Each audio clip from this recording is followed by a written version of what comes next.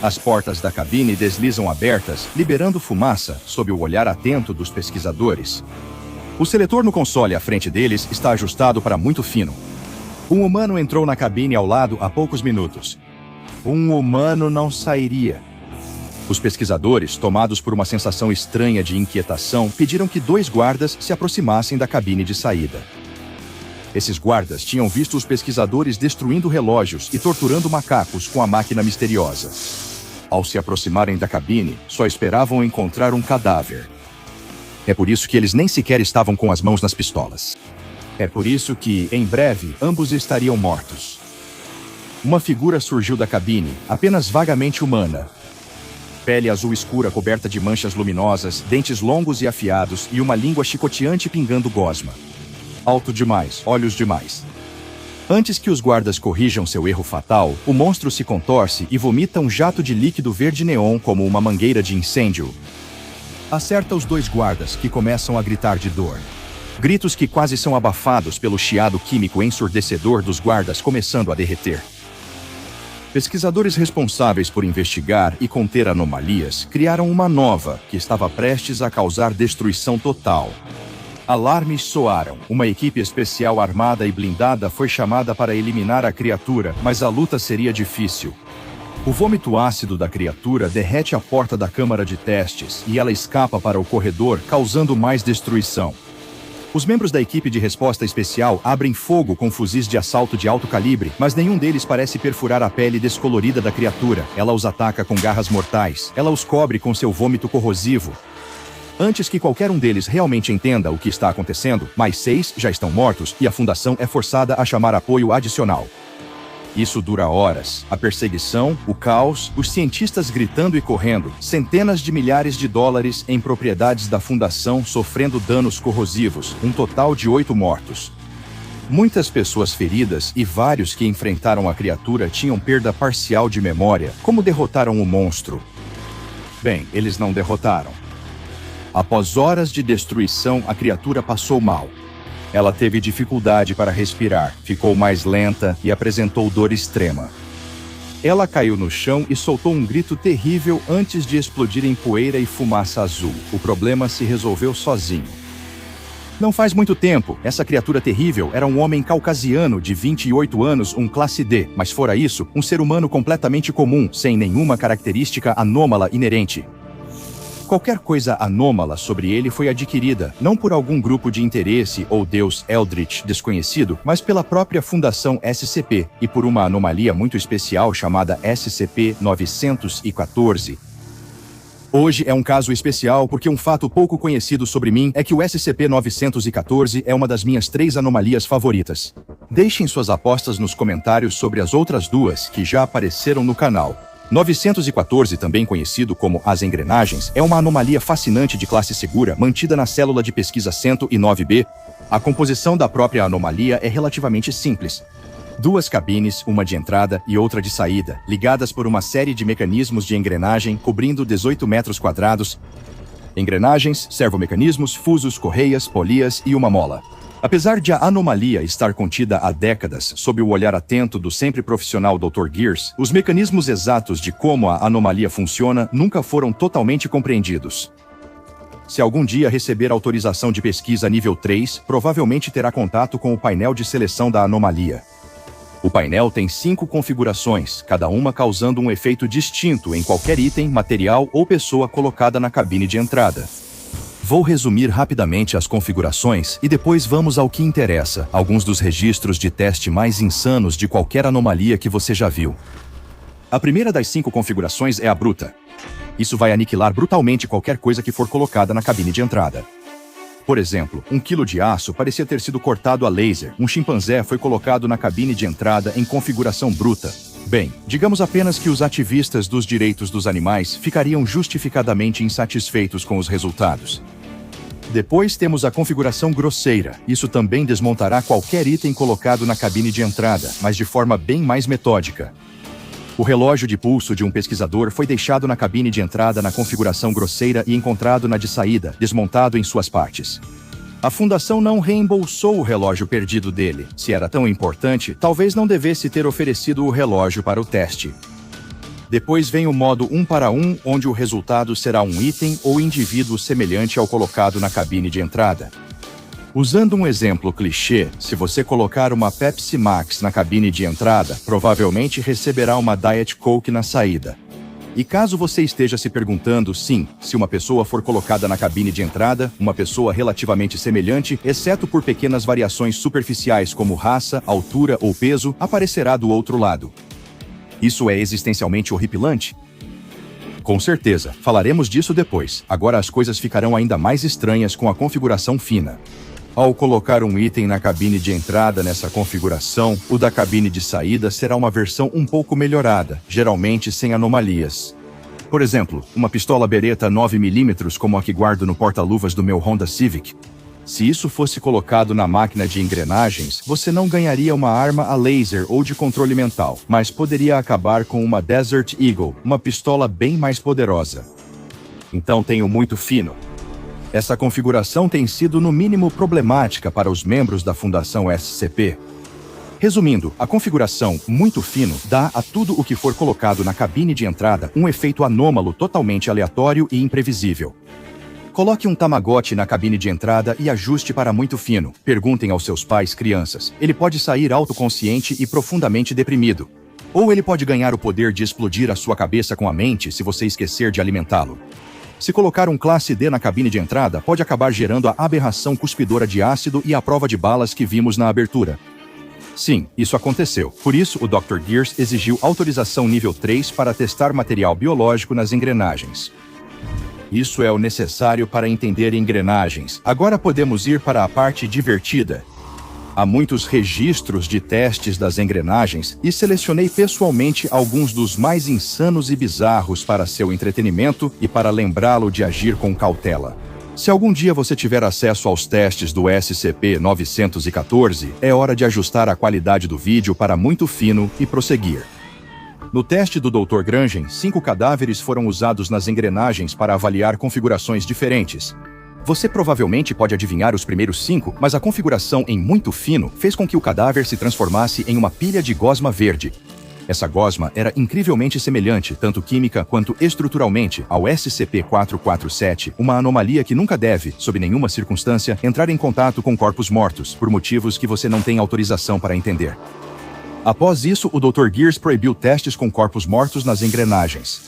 Isso, porém, não impediria o teste de outras coisas muito estranhas.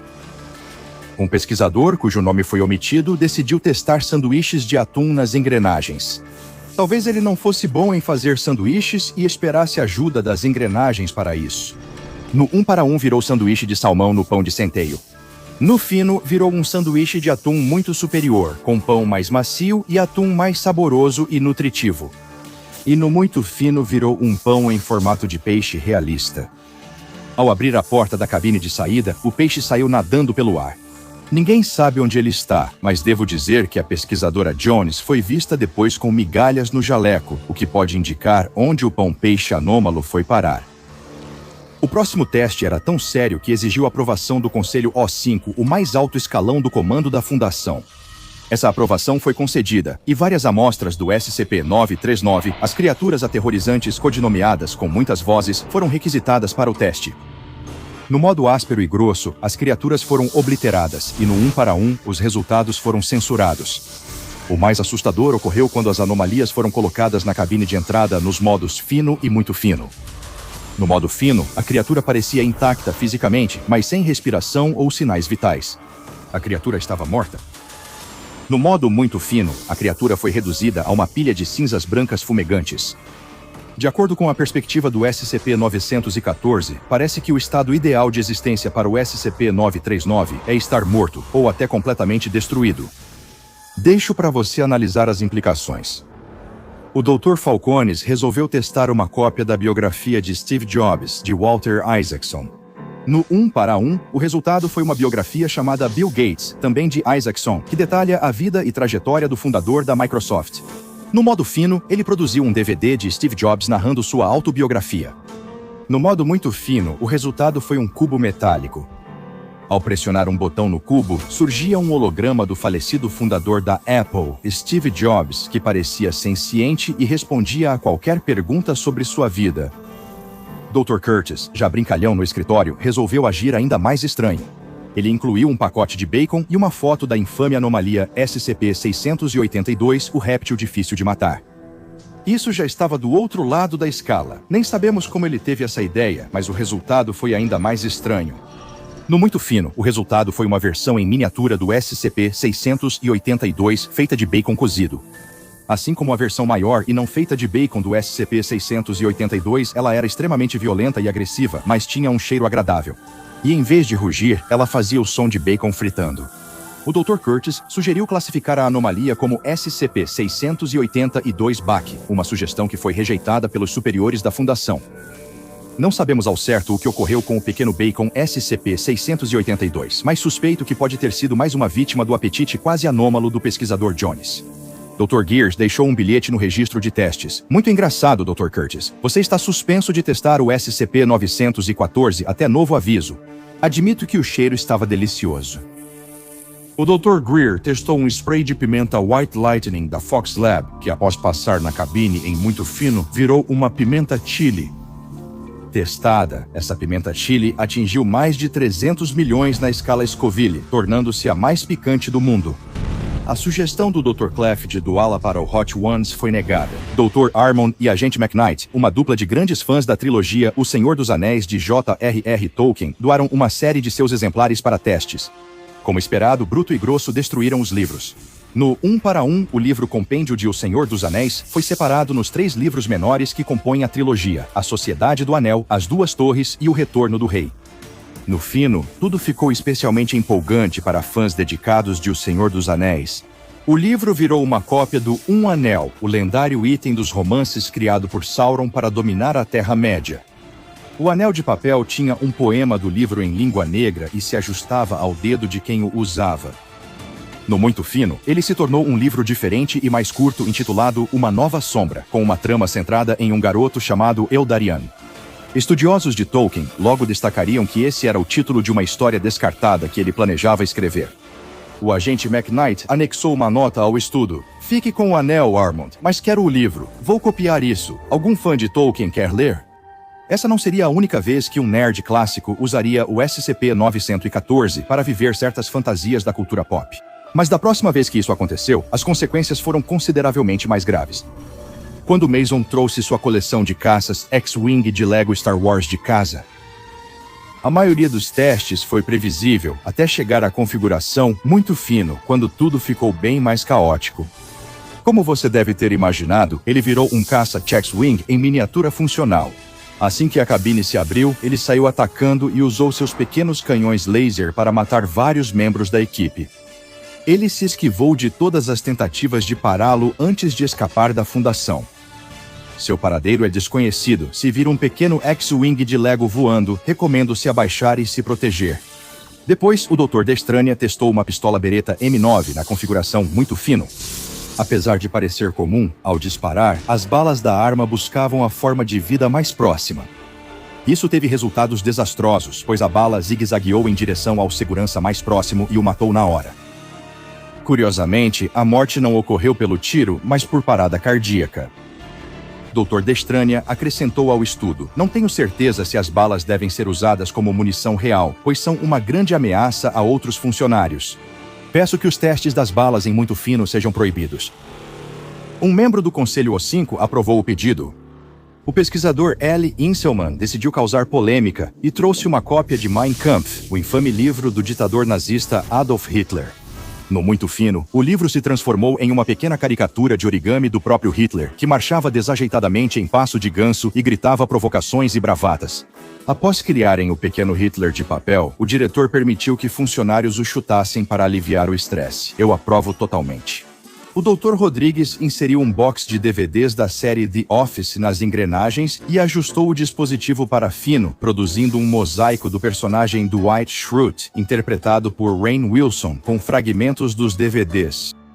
O pesquisador Blasi testou 2 pares de óculos de sol com proteção UV nos modos grosso e 1 para 1. Ambos tiveram efeitos anômalos. Os óculos no modo grosso se transformaram em um pequeno pedaço de vidro, mas quando esse pedaço de vidro é observado na direção de uma fonte de luz, o observador experimenta alucinações severas. Essas alucinações incluem dragões contorcendo-se em fumaça, pássaros com asas azuis em chamas e chifres de bode, além de um cervo com grandes galhadas e orbes flutuantes malucas. Pesquisadores realizaram testes adicionais para verificar se esses efeitos anômalos têm alguma ligação com o extremamente poderoso e altamente perigoso SCP-2845. O outro par de óculos escuros que o pesquisador Blaze usou nas engrenagens no modo fino também gerou resultados peculiares, mas de modo diferente. Eles se transformaram em óculos espelhados, estilo aviador, que tinham um efeito mimético nos observadores, fazendo com que se sentissem compelidos a comentar o quanto eles pareciam estilosos e descolados. Uma peça de destaque linda para completar qualquer visual de verão que você tenha em mente. O pesquisador Blaze comentou: com certeza os óculos de sol mais sexy que já vi. Preciso ficar com eles para conseguir um encontro. O supervisor, Dr. Veritas, respondeu: claro, Blaze, vou te deixar ficar com um objeto anômalo para benefício próprio. Guardei ele na ala de itens anômalos para estudo. Não pergunte onde, não vou contar. A postura nada profissional do pesquisador Blaze não foi nada comparada ao problema em que o pesquisador Wood se meteu ao tentar testar um frasco de gosma corrosiva extraída do SCP-106. Ao tentar fazer o teste, os guardas o agarraram e detiveram. Após a avaliação dos diretores do local, ele foi transferido para fora do local por razões de segurança. A Fundação SCP realmente não precisava se preocupar com outro SCP-106. O uso indevido e abusivo das engrenagens pelos pesquisadores é recorrente, como vimos com o pesquisador Junior Summers. Ela afirmou estar testando um grampo de cabelo em Fine, mas no momento decisivo, ela mesma entrou na cabine de entrada, desafiando todos os padrões éticos. Ao sair da cabine de saída, ela tinha a pele mais limpa, cabelo mais longo e um corpo melhor. Isso não ajudou quando ela foi logo detida pelos seguranças da fundação. Doutora Veritas disse que, após o ocorrido, ela nos disse que só queria tentar com o prendedor de cabelo. Quando percebemos sua real intenção, já era tarde para impedir. Nem preciso dizer que ela foi dispensada desde então, e espero não precisar dizer a vocês para não fazerem isso de novo. Pesquisador Westron resolveu limitar a ambição. Colocou 50 potes de vidro com gelatina de morango na cabine de entrada e ajustou o seletor para muito fino. O resultado foi um pote de vidro intrincado em forma de crânio humano, cheio da mesma gelatina de morango. A mandíbula inferior do crânio se moveu e disse "squish" antes de nunca mais se mover ou falar. Dr. G, pesquisador que também fazia bico como rapper gangsta, em meados dos anos 90, resolveu testar uma fantasia completa de Papai Noel no recurso 1 para 1. Resultado, a roupa teve os valores das cores vermelha e branca modificados. Depois, ouviram o Dr. G resmungar: droga, eu queria uma fantasia do Grinch. O Dr. Lloyd, outro pesquisador, pegou uma estátua de leão de cimento do seu jardim da frente e decidiu trazê-la para testes. Prevendo que usar o modo muito fino causaria um leão de pedra descontrolado no local de contenção, ele optou por testar no modo 1 para 1 para garantir a segurança. O resultado não foi o que ele esperava. Ela se tornou uma cópia exata do SCP-173, a escultura. Mais tarde, revelaram que a escultura não era anômala como o SCP-173 real, mas ao vê-la pela primeira vez, o Dr. Lloyd teve um ataque de pânico. Isso é só o começo dos resultados dos testes com as engrenagens. Se houver interesse nos comentários, podemos fazer mais futuramente. É preciso ter cuidado ao lidar com a natureza sedutora das engrenagens e sua oferta de melhorias rápidas. Você pode acabar recebendo muito mais do que esperava. Confira o Patreon do Dr. Bob e torne-se um pesquisador júnior hoje mesmo. Agora vá assistir a outra entrada dos arquivos do Dr. Bob, como SCP-2450 Dentes.